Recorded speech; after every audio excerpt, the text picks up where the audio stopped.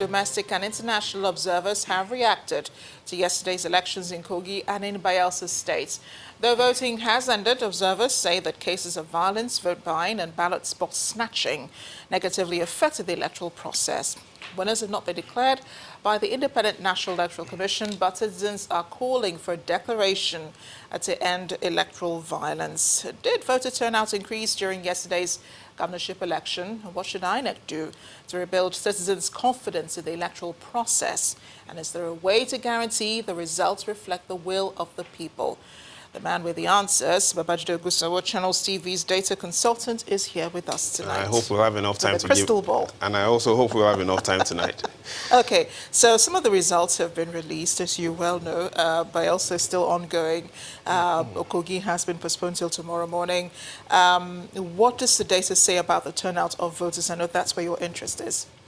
You know, perhaps before we look at the data on the turnout of voters, perhaps the number one question Nigerians are asking is, how many Nigerian governors have lost re-election since 1999? And I'll share the facts with you, and I think it will surprise you. But before then, I want to quickly correct some myths about Nigeria. 3 decades ago, the myth was that Nigeria's greatest asset was oil. Today, it is a different story. People talk about the 201 million Nigerians are our greatest asset. But what does the facts really show?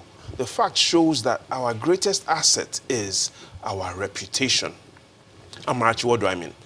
Let me ask you a question. When you think of a tortoise, what comes to your mind? Oh, a slow animal. I Slow. guess. When you think of a lion, what comes to your mind? King of the jungle, power, ego. And quickly, when you think of the devil, what comes to your mind? Oh, evil, of course. In other words, one word, reputation, the reputation of the tortoise, the reputation of the lion, the reputation of the devil. Now, what does this have to do with INEC? INEC really has 3 functions, but over time we focused on one. And what is that function? Announcing results. There are 2 other functions INEC needs to focus on, and they are capable of doing.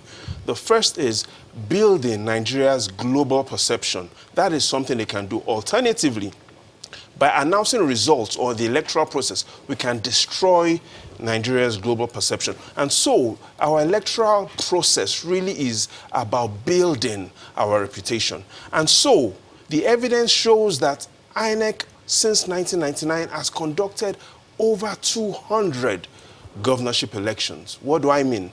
INEC must now throw away the keys to the door of excuses. Now, let's look at the insights from the March 2009 elections, and let's look at what it tells us about the results that are coming out. And if we look at the insights from the elections, governorship elections earlier this year, especially in the North Central and the South South, where we have these 2 governorship elections, what you notice is in March, the APC won all of those states that had governorship elections, excluding Benue State. And in the South-South, if you look carefully at that, you see that all those returning governors in the South-South won their elections. So it will be interesting to see if these patterns do continue or not. But again, remember in Bayelsa State, there's a new candidate, and the results may not follow what had happened in March. So I figure you're seeing patterns in the way people voted and in the way the elections have gone. And you should also talk about women participation in these elections. You know, talking about patterns, I started with how many Nigerian governors have lost their re-election. And the evidence shows that since 1999, only 22 governors have lost re-election whenever their names came out on INEC's ballot.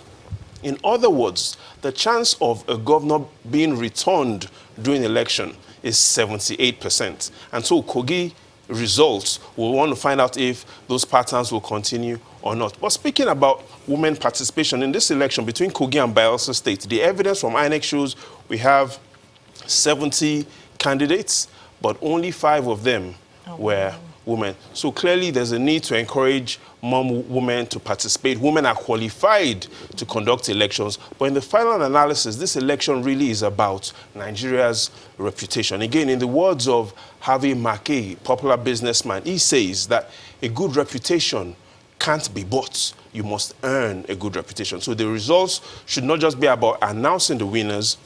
Results should be about INEC focusing on what sort of reputation did yesterday's election give Nigerians. Food for thought, Babajide. Thank you again for joining us on the news at 10. Enjoy your analysis as always. The pleasure is always mine.